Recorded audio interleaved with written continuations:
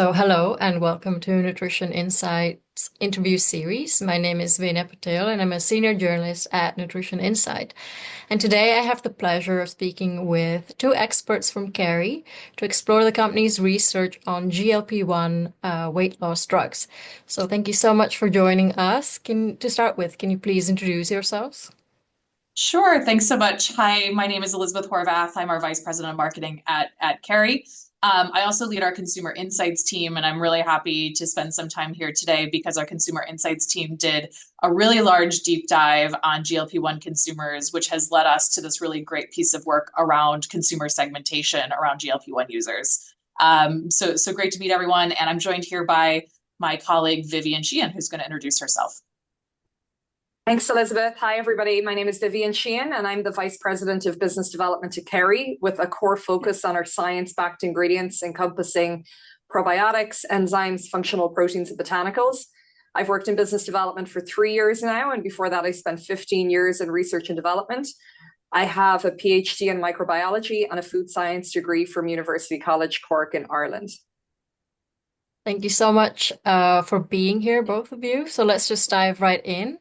My first question is to you, Elizabeth. Can you tell us about the specific criteria Kerry used to define and segment the five GLP-1 consumer groups? Sure, absolutely. So there's been a lot of research done on GLP-1 consumers, and we really wanted to approach this somewhat differently than maybe what's out there in the industry today. So what we did is we surveyed just over 2,600 US consumers, and we did look for a national demographic representation across gender, generation, region, so on and so forth. However, I think what we did differently, maybe than what's out there, is we really wanted to get a full picture of how consumers are behaving and reacting across their entire weight loss journey. And we really wanted to understand those that are considering taking the drugs and also those that have recently come off and then long-term stopped. So we would get all the way from the consideration phase all the way through kind of a long-term maintenance approach. So we did look at all of those different consumers around considering, recently started, on the drug for a long time, recently stopped, as well as long-term stopped. In addition, we wanted to segment the consumers by those using the drug primarily for weight loss, in addition to those that are using the drug for diabetic management, because we wanted to see if there were differences or similarities between those groups. And then ultimately, the reason why we did the consumer segmentation work here is really there were 5 consumer segments that had very similar desires when we looked at the data. And so when we looked at things like their demographic behaviors, how they're using GLP-1 drugs, what their health interests are, what their retail and food service shopping behaviors were, there were 5 distinct groups that really came up from a statistical analysis standpoint. So that's how we've determined these 5 consumer segments. I'm happy to go into more details about all of them, but we have 5. The first one's the future-focused improver. The second one is the trailblazing trendsetter. We have one called the balance maintainer, one called the dynamic dad, and one called the steady sticker. And really, they each represent a certain percentage of the GLP-1 population. And happy to dive into more details about each of them here shortly. Mm-hmm. And so how do these consumer segments differ in their purchasing behaviors for food, beverages, and supplements? Sure. Yeah. So even though there are 5 distinct consumer segments, there are some similarities or some generalities across all 5. So I'll touch on maybe just a few that come across in all. So for example, all 5 of these consumer segments are vitamin and supplement consumers. Actually, 90% of GLP-1 consumers are already taking vitamins and supplements. So that's a huge opportunity for the supplement nutraceutical industry as these consumers are already shopping in that aisle and they're already shopping in that category. And that was consistent across everyone. Now, maybe what they're prioritizing in terms of certain claims or health benefits might be different, but in general, they are consuming vitamins and supplements. In addition, secondly, protein content is important to all of these segments. We say protein is king in this space. And really what we found is 70% of consumers here are basically saying protein influences their purchases, and a half indicated that protein even has now more influence than before GLP-1. So protein content, once again, definitely a topic across all 5. And then lastly, a similarity is these consumers across all five are eating at home more and cooking at home more now than before, actually 3/4 of them. So there's a really large opportunity in both retail and food service. Food service is obviously how do you create menus that interest these consumers? And then on the retail side, right, if those are, eating at home more, there's all sorts of innovation we can look at in terms of, at home cooking. So those are similarities, but I'll just touch on maybe a couple of differences across each. So our first consumer segment he's called the dynamic dad, and he is your convenience consumer. He's on the go. He's got young kids. He's running to soccer practices. He's running from the office to the gym. He is always on the go. He is prioritizing protein more than any of the other consumers. And then he's also looking for smaller portion sizes with packed nutritional value. So high nutrient dense, foods. So this is the consumer that is really looking for those, smaller portions, snack size, grab and go right next to the cash register type items. So that's a dynamic dad. The next one is the future focused improver. Tends to be more female. She's interested in healthy aging. So healthy aging for both her and the planet. So she prioritizes not only healthy aging for her, but the environment, and she's really interested in sustainability. So she's taking a more long-term approach to her health. So she wants things like mental well-being, sustained weight loss, and really clean labels, and a lack of artificial ingredients. I'll maybe touch on one or two more, just to give you a sense. Maybe my favorite consumer segment, he's called the trailblazing trendsetter. He wants it all. This is your gentleman who will try anything. He wants every claim. He wants every benefit. He's an early adopter of any trend that's out there. He's wearing wearables, right? He's tracking his fitness, and he's definitely kind of that LTO, limited time offer, try it and see if it works kind of guy. The things that kind of rise to the top for him are mental health claims, immunity claims, plant-based solutions, and energy. Those are the top four. And last but not least, I'll just touch on the study sticker. The study sticker is a consumer that actually isn't changing much. So, when we looked at these consumer segments, everyone loves to talk about those that, hey, how have their purchase behavior changed? There's actually one consumer segment that it hasn't.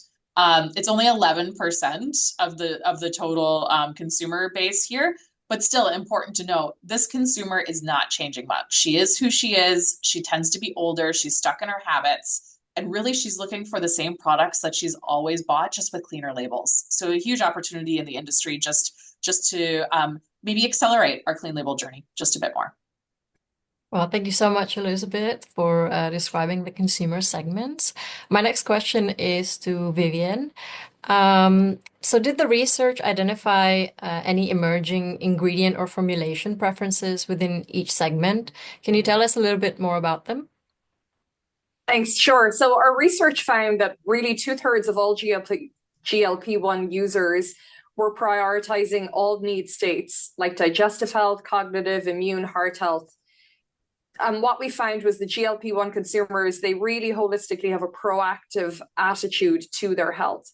While the short-term goal might be to lose weight and to maintain that desired weight, the weight loss is really their ticket to better health, greater resistance to diseases, improved mental well-being, and increased confidence. And like Elizabeth touched on, what we noted was while people are on these meds, they face suppressed appetites. And data has shown that more than 80% of consumers are not consuming enough protein. So protein fortification is clearly king. Fiber intake is well below expectations. And then symptom management while on the meds is also very, very key to this consumer. So managing digestive issues, constipation, diarrhea, nausea with functional foods or supplements that are demonstrated clinically to have solutions to manage those side effects. And then as we think about when the consumer comes off the meds, and that is, the key opportunity here, it's really about leveraging natural or appetite regulators, and also how the consumer is looking for ways to accelerate metabolism as well. Those would be key areas of opportunities. Mm-hmm. And on taste, what role does it have versus functionality? What role does taste play in driving purchasing decisions across these segments? Yeah, taste is really key here because taste is king, also like protein. But if it doesn't taste great, you're not going to get that repeated purchase. So, as you try to enhance the level of protein and deliver protein in new formats, and also deliver ingredients that have clinical science that may be traditionally found in supplements, and now try and lift and shift them into food and beverage, functional food applications, really managing that flavor profile is really key. So that did come across. I think there is a continued appetite for big, bold flavor profiles that will resonate with these consumers, but making sure that we can't compromise taste for functional health is really key. So continuing to dial it up, lean in, and make sure that you're developing great tasting products throughout the shelf life of these products. And Yes. Vivian, if I could add as well from a consumer segmentation standpoint, when we looked at, each of these 5 consumer segments, there were actually 3 out of the 5 that prioritized taste over nutrition. So the balance maintainer, the future focused improver, and the steady sticker are all those consumers within our segments that are more influenced by taste than the nutritional content. And so they're interested in a longer term maintenance approach, right? They're looking at their weight loss journey over several months, several years versus just kind of a quick fix, quick now. And so, right, taste comes way more to the top in terms of their priorities. Whereas the dynamic data and the trailblazing trend center, these are more of your trialers, quick wins, once again, really looking for those viral products. And those consumers, yes, of course, products need to taste good, and that is a foundation. However, they're going to be more influenced by those kind of big, bold nutrition claims. And how does Kerry plan to collaborate with brands to develop products tailored to these different consumer needs? Yeah, look, I think Kerry, we look at delivering sustainable nutrition, and we segment that into maybe 3 categories of how do we help consumers achieve balanced nutrition, which is really limiting the amount of ingredients linked to disease like sodium, saturated fats, sugar, trans fats. And also then positive nutrition entails the incorporation of nutrients that contribute to improved health, such as fibers, proteins, vitamins, minerals, and ingredients that have clinical science behind them. When you think about the balanced nutrition consumer and think about the dynamic dad specifically, table stakes for him were low sodium, high protein, great tasting options. And Kerry can help our customers and brands design solutions for that type of persona. And then if we think about positive nutrition, where we're adding back in beneficial ingredients that have substantiated health claims, or nutrition boosters like omega-3 fortification, I would again say that Kerry can support brands to identify the right ingredients for your application, work across multiple delivery systems, and above all, ensure the end product tastes great to ensure repeated purpose or purchase. And then finally, leaning into the personalized nutrition, or nutrition that is optimized for real specific individuals rather than broad groups of people. This can include things like lactose-free food for individuals with lactose intolerance, but also rapidly evolving science in this space means the future may hold much more for personalized nutrition. And I think we're thinking, if you think about recommending a probiotic to somebody based on their unique microbiome, or their caffeine limits based on how quickly they can metabolize caffeine. I think the possibilities are endless to co-create with different brands here to be relevant to the GLP-1 consumer and the evolving appetites. Yes, thanks for your insights, Vivien. My next question is to you, Elizabeth. Are there any regional demographic trends influencing GLP-1 consumer behavior beyond the 5 identified segments? Sure. So, of course, we have the 5 identified segments. They all have maybe different profiles, right, in terms of their gender, their location, et cetera. But if we generalize and we look across just all the consumers we surveyed, what are the key demographic pieces that are coming out? So in general, GLP-1 consumers over-index as Caucasian. They actually over-index in living in the South and in urban areas. In addition, probably not surprising, slightly indexed towards more female than male, but probably not as much as you would expect. Yes, slightly over-indexed to female, but males, as you can see by our consumer segments, the male cohort is still very important. From a generation standpoint, your younger millennials, your older millennials, and Gen Xers represent 75% of the total users here that we surveyed. So really the boomers on the upper end of age, and then Gen Z on the lower end of age were a lower percentage. So right, kind of that sweet spot are your millennials and your Gen Xers. If we look at younger millennials in particular, they tend to be your trialers. So they are not on these medications for long periods of time. They have recently either started or recently stopped. So they're maybe joining a bit of a trend or fad, if you will. They're seeing if it works for them, and then they're coming off and trying to maintain weight. Whereas if you look at Gen Xers, these are the folks that more likely are finishing their weight loss journey and then coming off the drugs and really looking at long-term maintenance. So they're more of your core users, if you will. However, I don't want to not talk about boomers. I mean, I feel like they're a bit of the lost generation when we talk about these topics. But actually, this is the group that is highly considering. So if we think about innovation in the food, beverage, and supplement space in the next 2 or 3 years, this consumer base is more likely to be considering taking the drugs than any other generation, which means in high likelihood, you're going to see the numbers increase of usage, particularly as they age. So there's a really big opportunity, in the next 2 to 3 years to really hone into this group. Yeah. Is there anything else you would like to say on this topic? I might just close out by maybe overemphasizing just how large this opportunity is for the food and beverage and supplement industry. It's much larger than you think. There's stats out there that, can tell you the percentage of the population on these drugs. That's actually not overly important. I think for us and the industry, what's important is that this dynamic is accelerating health and wellness across the total industry, whether you're on the drugs or not. And the data definitely told us that in terms of the number of consumers considering taking the drug.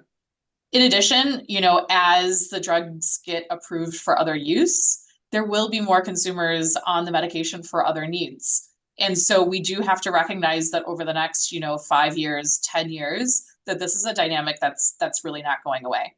In addition, only 6% of GLP-1 users plan to use the drugs long term. That's a very small percentage. So there's 94% of users who actually are looking for more maintenance. Like, how do food and beverage and supplement companies help these consumers maintain themselves throughout their entire life, not just while they're on the drugs? So once again, huge opportunity for the industry to look at not just users today, but kind of the total life cycle. So that's why we like to talk about things like sugar reduction, sodium reduction, higher protein, digestive health, immune health, mental clarity. This isn't just about side effect management, and it's not just about, creating products that are complementary to GLP-1 users. This is really about addressing holistic health and wellness because it's going to accelerate. Well, thank you both so much for sharing your insights and for your time today.